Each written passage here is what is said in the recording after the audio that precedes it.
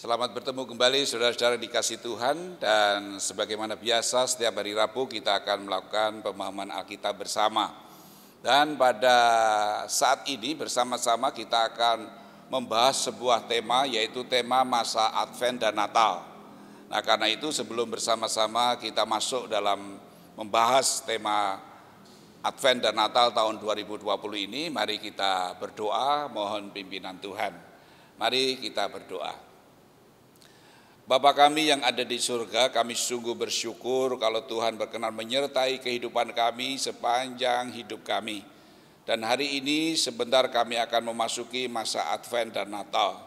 Karena itu pada malam hari ini bersama-sama kami akan menggumuli kebenaran firman-Mu dalam memasuki masa Advent dan Natal tahun ini. Kiranya Tuhan mempersiapkan hati pikiran kami untuk dapat memahaminya dan kami boleh menjalaninya bersama Tuhan. Dan sampai pada saatnya kami boleh merayakan kedatangan Tuhan ke dalam dunia ini yang menyelamatkan. Sehingga bersama-sama kami boleh bersuka cita bersama Tuhan. Berilah hikmat kepada kami semua untuk dapat mengerti kebenaran firman-Mu. Hamba-Mu sendiri Tuhan sucikan dan kuduskan dan penuhi dengan hikmat dan kuasa dari surga. Sehingga boleh menyampaikan firman-Mu dalam kebenaran. Di dalam nama Tuhan Yesus doa ini kami mohon. Amin. Nah, jemaat yang dikasih Tuhan, pada hari ini kita akan membahas sebuah tema tentang masa Advent dan Natal, yaitu firman Allah menjadi manusia. Firman Allah menjadi manusia, itu menjadi tema kita di masa Advent dan Natal. Nah, saudara, untuk memahami mengapa tema ini dimunculkan, kita melihat sekarang ini dengan kemajuan teknologi informasi yang begitu luar biasa, menjadikan tidak ada tempat yang tersembunyi. Semuanya menjadi terbuka, segala informasi dari belahan dunia manapun terbuka untuk kita semua. Tidak ada lagi yang dapat ditutup-tutupi, tidak ada lagi sekat. Sehingga dengan demikian dunia ini sepertinya seperti kampung kecil gitu. Begitu ada satu berita, semua segera menyebar dan semua akan tahu. Nah, keterbukaan ini membuka peluang tentang berbagai macam informasi, termasuk juga tentang informasi-informasi berkaitan dengan iman kepercayaan. Nah, karena itu justru informasi-informasi semacam ini bisa mempengaruhi kehidupan orang percaya. Tapi justru dengan informasi-informasi yang demikian itu harusnya memperkuat identitas kita sebagai orang percaya. Termasuk sebagai kita orang percaya dalam menghadapi situasi yang demikian ini, harusnya membuat kita semakin sadar siapa diri kita di tengah-tengah informasi yang demikian luar biasa ini. Nah, karena itu menguatkan identitas kita sebagai orang percaya itu saya pikir menjadi sangat perlu. Kenapa? Karena di tengah-tengah dunia ini akan banyak pertanyaan-pertanyaan yang muncul. Karena kita hidup bersama dengan orang lain, bersama dengan kelompok-kelompok yang beragam. Dan perjumpaan dengan orang lain, perjumpaan dengan orang yang berbeda, perjumpaan dengan kepercayaan lain itu tidak bisa dihindari. Dan ketika terjadi perjumpaan, maka terjadi komunikasi, terjadi interaksi. Dan salah satunya adalah pertanyaan tentang identitas kita, pertanyaan tentang kepercayaan kita. Nah, karena itu sebagai orang percaya kita juga perlu menyiapkan diri untuk menjelaskan identitas kita sebagai orang percaya, siapa yang kita percaya. Nah, ini menjadi sangat penting supaya kita bisa saling memahami, bukan untuk menghakimi, tetapi kita bisa menjelaskan secara santun, secara baik, secara benar tentang iman percaya kita. Karena itu tema firman Allah menjadi manusia ini menjadi bekal bagi kita orang percaya ketika kita harus berjumpa dengan orang lain, ketika ada pertanyaan-pertanyaan tentang siapa yang kita percaya, siapa itu Yesus Kristus. Nah, jemaat yang dikasih Tuhan, mari kita bersama-sama untuk bisa memahami tentang tema ini, sehingga suatu saat ketika kita harus mempertanggungjawabkan, kita bisa mendialogkan ini dengan baik. Nah, karena itu mari bersama-sama kita akan membaca firman Tuhan yang menjadi dasar untuk menjawab tema kita. Firman Allah menjadi manusia. Nah, untuk bisa memahami tentang firman Allah menjadi manusia ini ada dua hal yang harus kita perhatikan. Untuk menjawab siapa Yesus itu, perlu dua hal. Yang pertama adalah firman. Kita hanya bisa menjelaskan siapa yang kita percayai, siapa itu Tuhan Yesus berdasarkan firman Tuhan. Di luar firman Tuhan kita tidak akan pernah tahu siapa itu Yesus sebenarnya. Dan arti firman menjadi manusia kita juga tidak akan pernah bisa memahami di luar firman Tuhan. Kita hanya tahu sejauh firman Tuhan memberitahu. Yang kedua, dibutuhkan iman. Sejelas-jelas apapun, sebenar-benar apapun, ketika dijelaskan, ketika kita tidak percaya, maka semuanya menjadi sia-sia. Semua tidak akan dianggap sebagai sebuah kebenaran. Maka kita akan tahu, yang kita imani, kita akan tahu siapa itu Tuhan Yesus ketika kita mengimani firman Tuhan. Kalau tanpa iman kita tidak mungkin tahu. Karena iman itu dasar dari segala sesuatu. Menjadi benar karena kita mengimaninya. Nah, saudara dikasih Tuhan, karena itu mari kita membaca dari Injil Yohanes pasal 1 ayat 1 sampai yang keempat. Injil Yohanes pasal 1 ayat 1 sampai 4. Saya akan membacakannya demikian. Pada mulanya adalah firman. Firman itu bersama-sama dengan Allah dan firman itu adalah Allah. Ia pada mulanya bersama-sama dengan Allah. Segala sesuatu dijadikan oleh Dia dan tanpa Dia tidak ada sesuatu pun yang telah jadi dari segala yang telah dijadikan. Dalam Dia ada hidup dan hidup itu adalah terang manusia. Nah, dari firman Tuhan ini Yohanes pasal 1 ayat 1 sampai 4, kita tahu dinyatakan kepada kita pada mulanya adalah firman. Firman itu bersama-sama dengan Allah dan firman itu adalah Allah. Jadi firman itu adalah Allah. Dan firman itulah yang menciptakan dunia ini, sang pencipta. Dikatakan segala sesuatu dijadikan oleh Dia dan tanpa Dia tidak ada sesuatu pun yang telah jadi dari segala yang telah dijadikan. Artinya bahwa firman Allah itulah sang pencipta. Dan yang kedua yang perlu kita pahami bersama, firman yang adalah Allah itu adalah sang pencipta. Dikatakan dalam ayat 4, dalam Dia ada hidup. Dalam Dia, dalam firman, dalam Allah ada hidup. Maka di luar firman, di luar Allah tidak ada hidup. Dengan kata lain bahwa firman Tuhan, firman Allah itu adalah sumber hidup. Orang hanya bisa hidup kalau dia hidup di dalam firman. Di luar firman orang tidak akan pernah bisa hidup. Maka untuk bisa hidup, maka manusia harus hidup di dalam firman Allah. Karena di dalam Dia ada hidup, di luar firman, di luar Allah tidak ada kehidupan. Maka keselamatan, kehidupan yang sejati ketika manusia hidup di dalam firman. Yang ketiga dikatakan bahwa hidup itu adalah terang manusia. Hidup itu adalah Allah, di dalam Allah itulah terang manusia. Maka bisa dikatakan juga bahwa Allah atau firman itu adalah terang manusia. Kita tahu bagaimana Daud mengatakan firman-Mu adalah pelita bagi kakiku dan terang bagi jalanku. Nah, saudara dikasih Tuhan, firman Tuhan, Allah itu adalah sang pencipta. Firman Tuhan itulah sumber hidup. Firman Tuhan itu adalah terang hidup manusia. Nah, ini yang perlu kita pahami dari teks Yohanes pasal 1 ayatnya yang pertama sampai yang keempat. Berikutnya saudara yang dikasih Tuhan. Di dalam ayatnya yang ke-9 sampai yang ke-11, kita tahu firman itu adalah sang pencipta. Firman itu adalah sumber hidup. Firman itu adalah terang manusia. Dan dikatakan ayat 9 sampai yang ke-11 saya akan membacakannya. Terang yang sesungguhnya yang menerangi semua orang sedang datang ke dalam dunia. Ia telah ada di dalam dunia dan dunia dijadikan olehnya.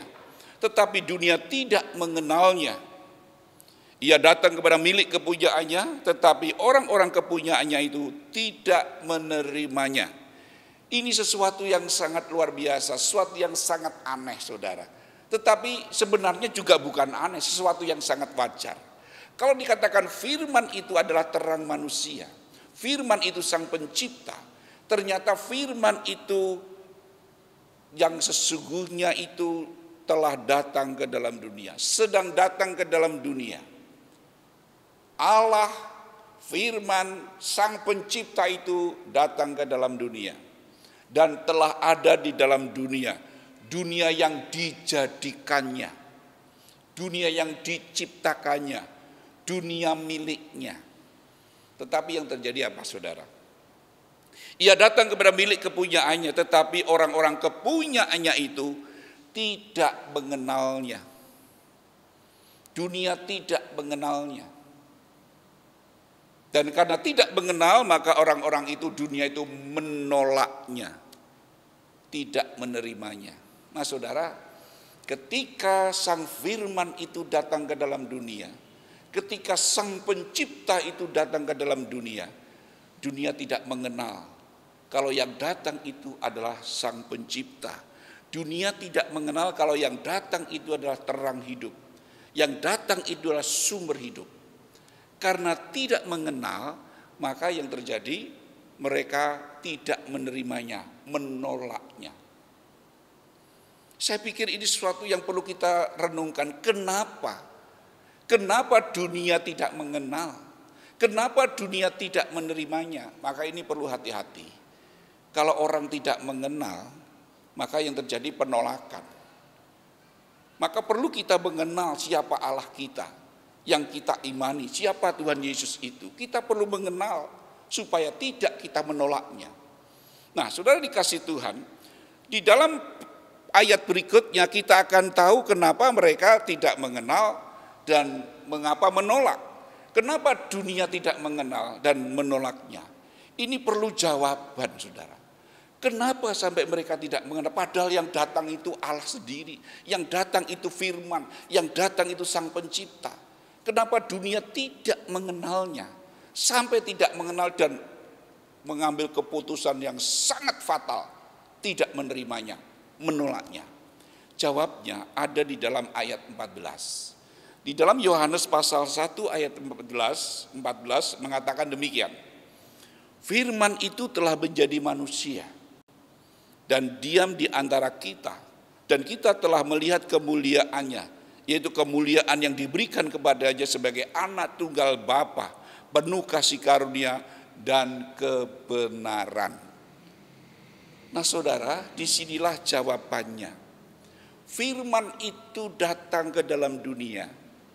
Allah sang pencipta itu datang ke dalam dunia dalam wujud manusia. Firman itu telah menjadi manusia, yaitu Yesus Kristus. Jadi Yesus Kristus itu adalah firman yang menjadi manusia, Allah yang menjadi manusia. Ini bukan berarti kalau firman, kalau Allah menjadi manusia, berarti Allahnya sudah tidak ada, yang ada dalam beleger Yesus. Bukan. Allah kita itu bukan dalam wujud seperti fisik seperti kita. Allah itu adalah roh. Allah yang tak terbatas, Allah yang roh. Sehingga kita tidak bisa menyamakan Allah dengan wujud jasmaniah kemanusiaan. Dan Allah yang roh itu, firman itu telah datang ke dalam dunia menjadi manusia. Yang tak terbatas itu datang ke dalam dunia dalam wujud Yesus Kristus, manusia yang namanya Yesus. Dari sini kita bisa melihat bahwa Yesus itu adalah Allah sendiri yang datang ke dalam dunia menjadi manusia. Nah, saudara dikasih Tuhan, ini yang menjadi masalah. Kenapa mereka sampai tidak mengenal dan menolaknya? Karena teman-teman, saudara, manusia dunia ini melihat manusia yang namanya Yesus. Yang dilihat adalah manusianya, belegernya, wujudnya, yaitu manusia yang namanya Yesus Kristus. Sehingga kita tahu bahwa mereka sulit dan bahkan mustahil untuk bisa menerima, mustahil untuk bisa mengenal, karena yang dilihat adalah bungkusnya, wujudnya, bukan isinya. Bukan hakikatnya bahwa Yesus adalah firman. Maka pernah suatu kali Yesus berfirman, kalau engkau tidak percaya kepadaku, enggak apa-apa, no problem. Tetapi percayalah dengan apa yang aku lakukan, apa yang aku katakan. Itu menunjuk supaya mereka tidak terjebak dengan fisikal, tidak terjebak dengan wujud, tetapi dengarkan firman-Nya. Apa yang dikerjakannya. Nah, sudah dikasih Tuhan. Walaupun toh begitu menjadi sangat mustahil ketika seseorang harus mengambil sebuah keputusan. Menerima Yesus sebagai Tuhan. Mengakui Yesus sebagai Allah. Karena yang dilihat adalah manusia. Saya hanya ingin mengumpamakan suatu saat ada seseorang yang berpakaian jubah putih, jenggotnya panjang, matanya teduh, pakai pakaian yang sangat luar biasa. Dan dia berkata kepada saudara, saudara-saudara, saya adalah sumber hidup, saya adalah terang manusia. Yang sahabat saya mengatakan saya adalah Allah. Kira-kira tanggapan saudara bagaimana? Jelas orang akan, wah orang ini gila. Itu yang terjadi saudara. Karena manusia hanya melihat blegernya Yesus Kristus, tetapi mereka tidak tahu siapa Yesus sebenarnya. Alkitab memberitahu kepada kita bahwa Yesus adalah firman Allah yang menjadi manusia. Dan di sini disebut sebagai anak tunggal Bapa. Nah, seringkali istilah anak tunggal ini menjadi salah paham. Dan saya pikir orang Kristen itu bukan orang yang bodoh. Siapa yang mengaku bahwa Allah punya anak, Allah beranak, Allah menikah dengan siapa dan punya anak, siapa bidannya. Nah, sudah dikasih Tuhan, saya pikir ini pikiran-pikiran yang sangat naif untuk kita perhatikan. Nah, pengertian anak tunggal Bapa itu menunjuk kepada istilah bahwa anak itu menunjuk kepada asal. Ini bukan dalam arti biologis Allah menikah terus punya anak namanya Yesus, bukan. Itu bukan yang diimani orang Kristen. Orang Kristen mengakui bahwa Yesus itu adalah Allah. Yesus itu berasal dari Allah. Ada istilah anak sungai, anak kunci. Nah, saudara, bukan berarti sungai menikah terus punya anak, bukan. Itu menunjukkan bahwa anak sungai itu berasal dari sungai. Sungai besar, anak sungai Citarum. Itu artinya bahwa aliran itu berasal dari sungai Citarum yang besar. Ini menunjuk asal. Yesus adalah anak tunggal Allah, anak tunggal Bapa. Itu menunjukkan Yesus adalah Allah, berasal dari Allah yang datang ke dalam dunia dalam wujud manusia yang namanya Yesus. Dan tunggal itu artinya tidak ada lainnya, hanya satu, yaitu Yesus Kristus. Maka disebut anak tunggal Bapa. Itu bukan berarti secara jasmania biologis, bukan. Ini menunjuk asal siapa Yesus sebenarnya. Dia adalah firman Allah yang datang ke dalam dunia menjadi manusia. Nah, sudah dikasih Tuhan, inilah yang menjadi kendala. Kenapa orang menjadi salah paham? Jadi Yesus yang kita imani itu adalah firman Allah. Allah sendiri yang datang ke dalam dunia menjadi manusia. Dan seringkali ini menjadi kendala orang untuk mengenal siapa itu Yesus. Orang lain menganggap orang Kristen menjadikan manusia sebagai Tuhan. Sangat keliru. Orang Kristen meyakini Allah yang tak terbatas, yang berkuasa itu datang ke dalam dunia menjadi manusia. Bukan manusia yang dituhankan, tetapi Tuhan yang datang ke dalam dunia menjadi manusia dalam diri Yesus Kristus. Nah, saudara, kiranya ini bisa membuat kita memahami siapa itu Yesus. Dan kita semakin bisa memahami kenapa banyak orang menolak Yesus. Menolak dia sebagai firman yang datang ke dalam dunia menjadi manusia. Karena mereka hanya melihat manusia Yesus. Tetapi mereka tidak tahu Yesus itu siapa sebenarnya. Saya ingin menyampaikan kepada saudara semua. Orang melihat bungkusnya, bukan isinya. Bukan esensinya. Memang blegernya Yesus manusia. Tetapi coba dengar perkataannya. Lihat perkaryanya, pekerjaannya. Itu perkataan Allah, itu pekerjaan Allah. Tidak ada yang bisa melakukan seperti yang dilakukan Tuhan Yesus. Tuhan Yesus dengan jelas mengatakan, akulah terang dunia. Siapa terang dunia? Terang dunia sesungguhnya adalah Allah. Dan Yesus mengatakan, akulah terang dunia. Barang siapa mengikut aku, dia tidak akan berjalan dalam kegelapan. Itu artinya sama saja Yesus mengatakan, aku adalah Allah, sang terang dunia itu. Yesus mengatakan, akulah roti hidup. Roti yang datang dari surga. Barang siapa makan, dia tidak akan lapar lagi, tetapi dia memiliki hidup yang kekal. Pertanyaannya, siapa yang bisa memberikan hidup kekal? Roti itu gambaran makanan yang membuat orang hidup. Dan Tuhan Yesus mengatakan, akulah roti hidup, roti yang bisa memberikan hidup kekal. Siapa yang bisa memberi hidup kekal? Allah. Dan Yesus berkata, akulah roti hidup. Barang siapa makan roti ini, dia tidak akan mati, tapi hidup selama-lamanya. Itu sama saja Yesus mengatakan, akulah Allah, sumber hidup yang bisa memberikan hidup yang kekal. Sebasih banyak perkataan Yesus yang menunjukkan siapa dirinya sebenarnya. Jangan lihat manusianya, dengarkan firman-Nya, lihat karyanya. Nah, saudara dikasih Tuhan, kita bisa memahami sekarang mengapa banyak orang menolak Yesus. Itu wajar karena yang dilihat adalah manusia. Nah, saudara dikasih Tuhan, kita akan lanjutkan. Selanjutnya bagaimana?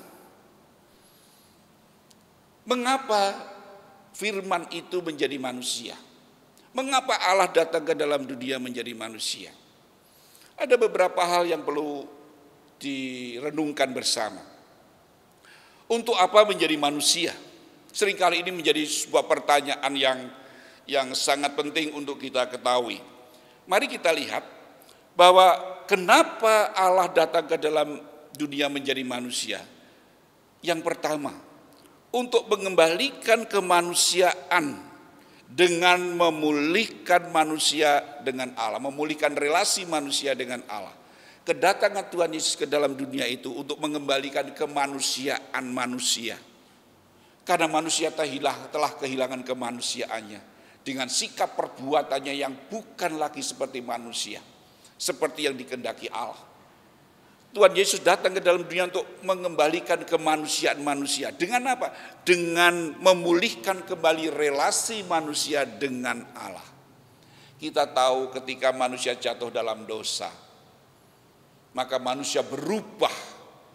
Manusia menjadi jahat, manusia menjadi raja tega.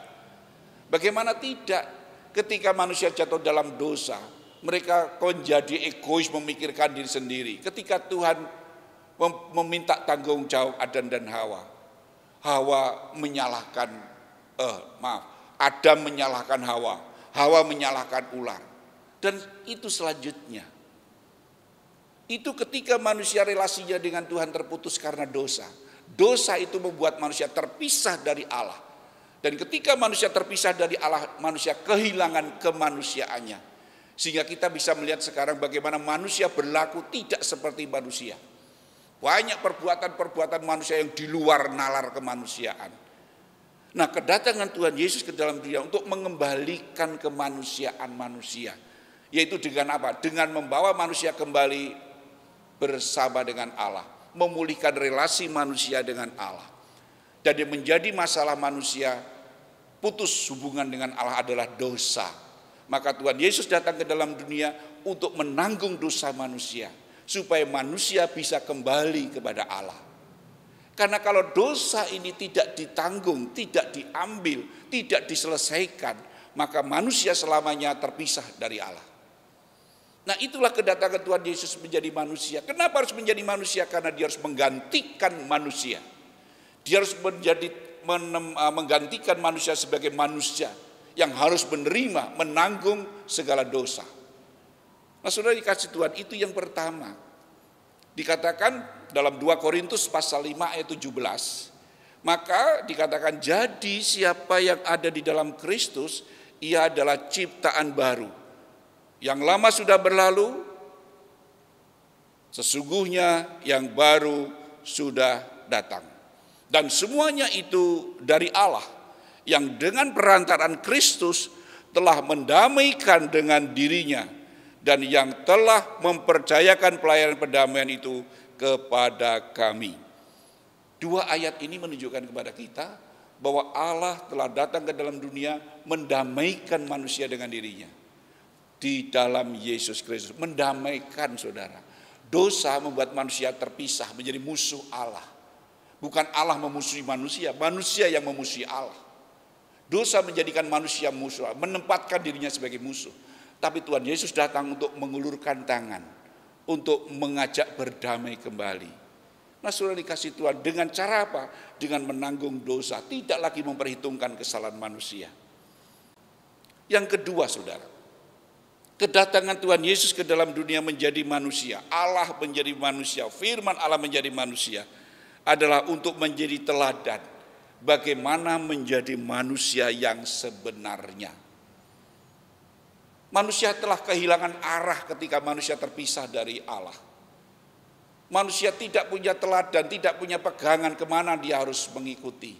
Maka Tuhan Yesus datang ke dalam dunia menjadi manusia untuk menjadi contoh, menjadi teladan bagaimana menjadi manusia yang sebenarnya. Karena itu Filipi 2 ayat 5 mengatakan, hendaklah kamu dalam hidupmu bersama menaruh pikiran dan perasaan yang terdapat juga dalam Kristus Yesus. Jelas Filipi 2 ayat 5, dalam hidupmu bersama hendaklah engkau menaruh pikiran, mengenakan pikiran dan perasaan Kristus. Artinya kita harus mengikuti teladan Kristus, karakter Kristus dalam menjalani hidup sebagai manusia. Nah saudara dikasih Tuhan, itu untuk menjawab mengapa menjadi manusia. Nah sekarang yang menjadi pertanyaan yang berikutnya, siapa yang akan percaya kalau Yesus itu adalah firman Allah yang menjadi manusia? Ini menjadi sebuah pertanyaan penting. Siapa yang akan percaya? Secara normal saudara, mustahil manusia itu bisa mengaku Yesus itu adalah Allah. Manusia Yesus yang mereka lihat, yang mereka kenal sebagai manusia itu diakui sebagai Allah, firman yang menjadi manusia. Itu mustahil saudara. Mustahil orang bisa percaya, bahkan orang yang percaya Yesus sebagai Allah dianggap sebagai orang yang bodoh. Saudara dikasih Tuhan, kita tidak perlu marah dan kita tidak perlu tersinggung kalau orang lain mengatakan kita ini orang bodoh, orang yang menjadikan manusia Tuhan dan segala macam. Tidak masalah, memang itulah realitanya. Karena manusia hanya melihat blegernya Yesus sebagai manusia. Kalau mustahil, siapa yang akan percaya? Saudara, yang dapat mengaku Yesus adalah Allah, adalah orang-orang yang menerima anugerah dari Allah. Seseorang tidak mungkin bisa mengaku Yesus itu Allah kalau tidak menerima anugerah dari Allah.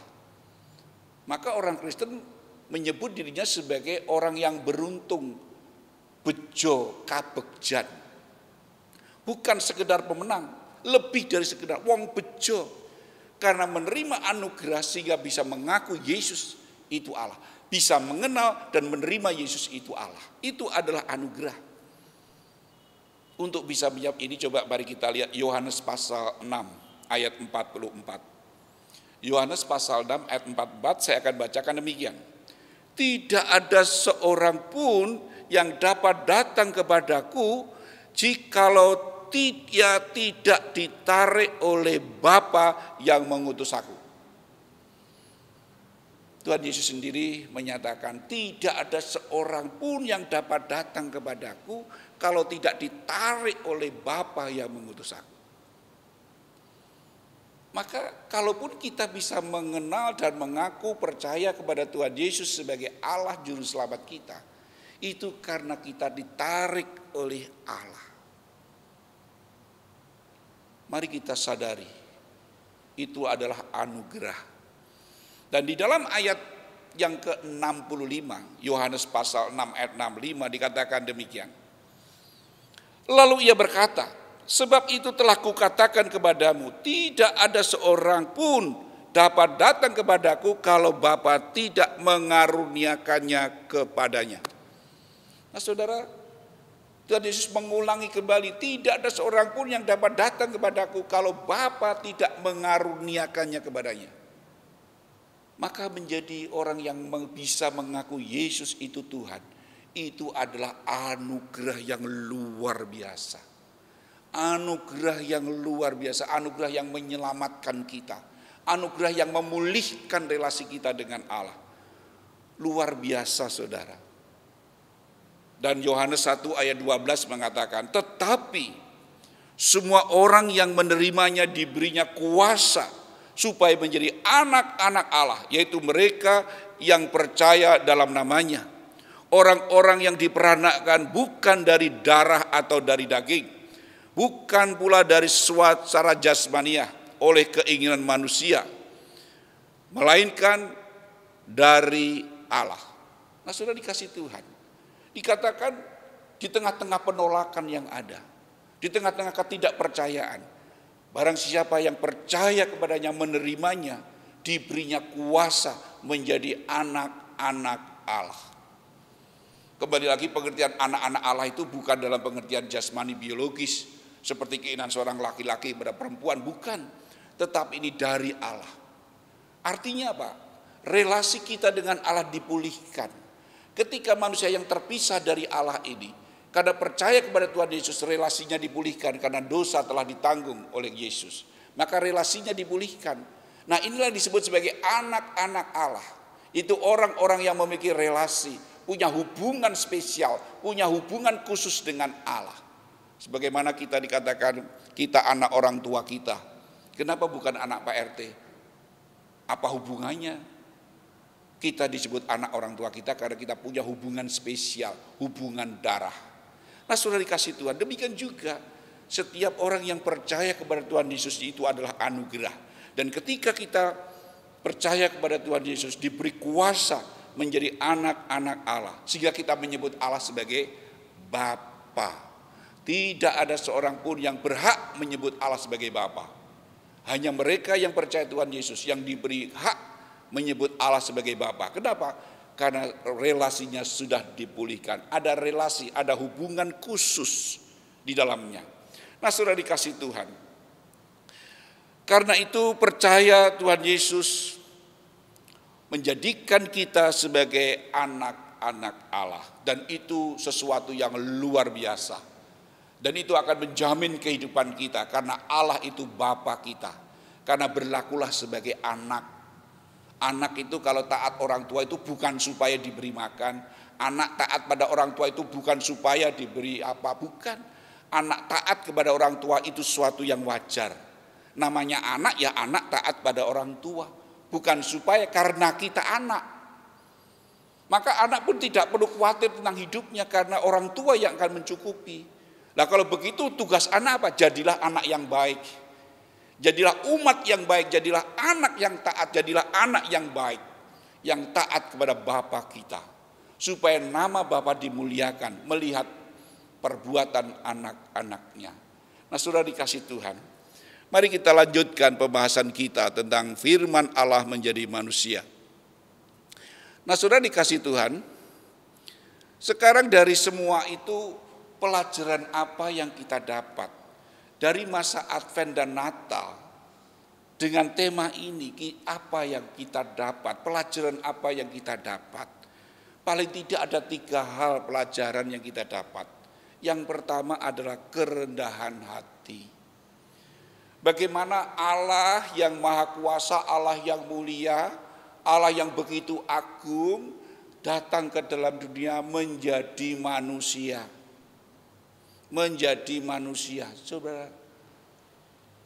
bayangkan status yang begitu mulia ditinggalkan untuk menjadi manusia. Ini kerendahan hati yang luar biasa. Sementara sekarang ini banyak orang berbondong-bondong atau berduyun-duyun, berlomba-lomba untuk menjadi yang nomor 1. Supaya dihargai, ditinggikan. Itu terjadi bagi semua, termasuk para tokoh-tokoh agama atau para pemimpin, semua manusia berlomba-lomba. Kecenderungan ke sana itu. Tapi justru Tuhan Yesus datang ke dalam dunia memberikan sebuah pelajaran merendahkan diri. Dengan kerendahan hatinya, dia meninggalkan statusnya yang mulia untuk menjadi manusia. Saudara, kerendahan hati. Sepertinya kerendahan hati ini sudah mulai hilang dari kehidupan manusia, yang mengakibatkan manusia kehilangan kemanusiaannya. Mari kita mengikuti pelajaran yang diberikan Tuhan Yesus, kerendahan hatinya. Itu yang pertama, kerendahan hati. Yang kedua, saudara, pelajaran kedua adalah ketika Allah datang ke dalam dia menjadi manusia, ternyata tidak sekedar menjadi manusia, tetapi manusia yang melayani, bukan dilayani. Manusia yang peduli, manusia yang melayani sesamanya, bahkan melayani yang tidak pantas untuk dilayani. Peduli kepada mereka yang tidak pantas untuk dipedulikan. Itulah Allah kita yang ingin menunjukkan kepada kita bagaimana menjadi manusia. Saudara yang kasih, melayani bukan dilayani. Konsep dunia itu orang lebih suka dilayani daripada melayani. Karena mereka berpikir orang yang dilayani itu merasa terhormat. Saudara dikasih Tuhan, benarkah bahwa orang yang dilayani itu orang yang terhormat? Benarkah orang yang dilayani itu orang yang bermanfaat? Justru ketika orang melayani, dia menjadi orang yang berarti bagi orang lain.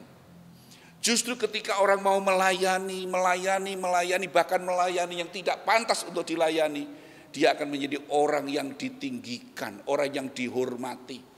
Tetapi orang yang maunya dilayani justru akan dihinakan. Tuhan ingin mengembalikan kepada kita tentang kemanusiaan yang memanusiakan manusia. Nah, saudara dikasih Tuhan, itulah pelajaran. Tuhan Yesus punya kuasa. Kuasanya tak terbatas. Pertanyaan, untuk apa kuasa yang dimiliki Tuhan Yesus? Ternyata kuasa yang dimiliki bukan untuk membuat dirinya terkenal, bukan untuk kepentingan dirinya sendiri, tetapi kuasa yang dimiliki Tuhan Yesus dipakai untuk melayani orang lain, menyembuhkan orang lain, membangkitkan orang mati, menyembuhkan sakit penyakit, mempedulikan orang-orang yang selama ini tersingkir, terbuang, terhinakan, memulihkan martabat manusia. Nah, saudara, itu yang dilakukan Tuhan Yesus, peduli, bahkan peduli kepada yang tidak dipedulikan, peduli kepada yang tidak dipedulikan oleh dunia. Luar biasa, saudara. Itulah Allah kita, itulah firman Allah yang menjadi manusia. Dan yang ketiga, teladan. Tuhan Yesus, Allah menjadi manusia untuk mengembalikan kita, memberikan teladan bagi kita. Bagaimana menjadi manusia. Bagaimana menjadi manusia yang memanusiakan manusia. Bagaimana Tuhan Yesus datang ke dalam dia menjadi manusia dan dia memanusiakan manusia. Orang kusta pada waktu itu sungguh-sungguh sangat terpuruk, dihinakan dan tidak dianggap sebagai manusia. Dikatakan najis, terkutuk, dibuang dari masyarakat, dibuang dari keluarga. Najis, tidak dimanusiakan sudah. Tidak ada yang mau menjamah dia. Tidak ada yang mau peduli dengan dia. Karena stigma orang kusta demikian. Dan yang lebih parah lagi, tidak ada obat untuk menyembuhkan sakit kusta. Bayangkan kalau itu menimpa kita. Stigma yang diberikan masyarakat demikian mengerikan. Dan Tuhan Yesus memberikan contoh bagaimana menjadi manusia. Kalau kebanyakan manusia menolak untuk berjabatan tangan, menolak untuk menjamah orang kusta, tapi Tuhan Yesus justru memulihkan kondisi manusia, menyembuhkan orang kusta ini, menjamah orang kusta, menyembuhkan, memulihkan martabatnya sebagai manusia. Penyembuhan yang dilakukan Tuhan Yesus ini bukan sekedar mukjizat. Penyembuhan yang dilakukan Tuhan Yesus adalah untuk memulihkan martabat manusia. Orang kusta ini yang tidak dimanusiakan oleh manusia padahal dia adalah manusia. Memulihkan, ketika dipulihkan, maka Tuhan Yesus katakan, tunjukkan dirimu kepada imam-imam untuk membuktikan kalau dia bisa sembuh. Dan itu nanti akan mendapat cap halal sebagai orang yang sudah tahir, sudah sembuh, sehingga bisa diterima kembali, bisa hidup bersama kembali, hak-haknya dipulihkan. martabatnya sebagai manusia dipulihkan. Itulah teladan hidup. Teladan hidup yang Tuhan berikan kepada kita. Bagaimana menjadi manusia yang memanusiakan manusia. Saudara ini kasih Tuhan, masa Advent adalah masa menanti kedatangan Tuhan Yesus. Ada dua arti. Kita menyongsong kedatangan Tuhan Yesus yang kedua kali. Dan kedatangan Yesus yang kedua kali bukan untuk memberikan keselamatan, tapi untuk memberikan pengadilan bagi setiap manusia. Kedatangannya yang kedua kali untuk membawa kita kembali bersama Tuhan di surga. Tetapi yang kedua, saat Advent juga, kerinduan kita, mau umat manusia akan juru selamat.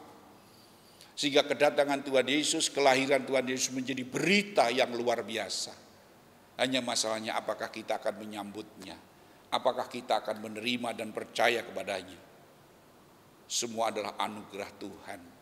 Karena itu biarlah mari kita mempersiapkan diri untuk menyambut Natal dan menyambut kedatangan Tuhan Yesus yang kedua kali. Dengan kembali mengikuti teladan Tuhan yang telah datang ke dalam dunia menjadi manusia. Firman Allah itu telah menjadi manusia. Demikian firman Tuhan, kiranya itu menjadi berkat bagi kita semua. Tuhan memberkati. Amin. Mari kita berdoa. Kami bersyukur ya Tuhan, karena Engkau Allah yang tak terbatas, rela datang ke dalam dunia menjadi manusia, untuk kembali menjadikan kami manusia, memulihkan kemanusiaan kami, dengan membawa kembali untuk hidup bersama Tuhan. Dan bahkan Engkau juga membawa kembali untuk menjadi manusia seperti yang Tuhan kehendaki. Terima kasih untuk teladan hidupmu, untuk kasih-Mu, untuk anugerah-Mu. Dan biarlah ini memotivasi kami untuk menjalani hari-hari kami di tengah-tengah kondisi seperti ini, supaya kami mengikuti teladan Tuhan, peduli kepada mereka yang tidak dipedulikan, peduli kepada sesama, menggunakan segala kuasa anugerah Tuhan untuk kepedulian, untuk menyelamatkan, membebaskan, memerdekakan mereka yang terjajah, terbuang, terpinggirkan, supaya mereka boleh menerima keselamatan dari Tuhan, menerima anugerah dari Tuhan. Terima kasih Bapa.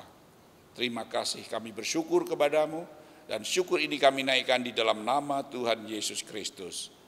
Amin.